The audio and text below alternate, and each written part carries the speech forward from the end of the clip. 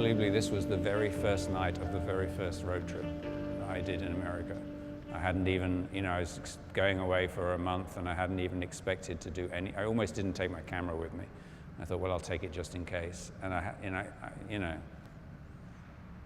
photographers going on the road in America is obviously a big cliche after Robert Frank and everyone, and I didn't think I would do anything. But the first day, this was the motel I was staying in, the car park at the motel, and I stopped at around 5 o'clock, and this man was just cutting this huge field. It wasn't a lawn, it was a field. It went all the way down the road there, and he was just doing it with this little push mower.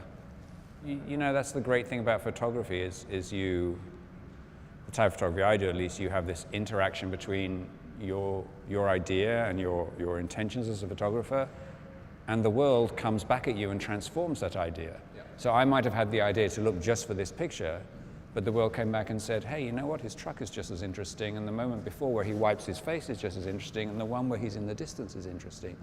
And so if you're open to this, you have this transformation and metamorphosis of your idea and your concept into something much bigger, because you're dancing. At the end of the day, for photographers who work out in the world, you're dancing with the world. You're having a tango, a waltz with life as it happens, and you have to accept that a tango takes two.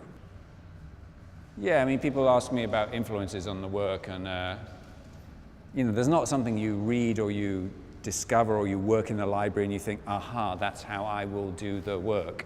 It's actually something that comes to you as you're working. You realize, oh, wait a minute, that piece I read about Chekhov is relevant. Where I was reading a critical essay on Chekhov's short stories about how he would just a moment very beautifully described, when nothing much was happening, when nothing was foreclosed, was actually very effective and very profound. That's the sort of magic, the inexplicable magic of his short stories.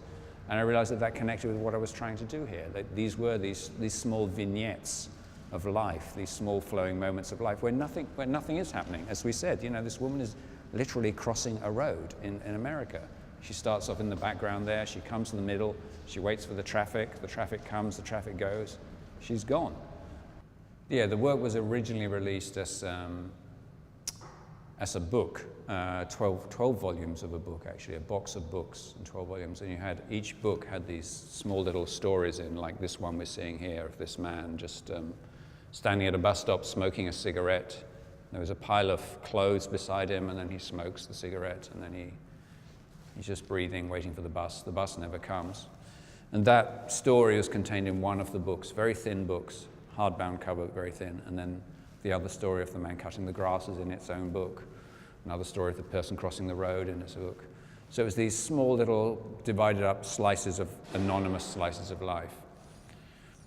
The great thing about the books is you control this. You have these complete passages, complete sections in the book. The challenge is when you start putting it into a wall, how do you do that? And you'll see some of the answers here in the exhibition. The way we've tried to do it is to work with this work with the giving a sort of flow to the work and a sort of haphazard nature, a sense of life flowing and yet moving around, not in one linear narrative. And the way you interconnect things, we've cut this one with a lower piece down here of a man selling flowers on the streets in San Francisco. You're asking me what made me combine these two, and you're getting me to explain the work.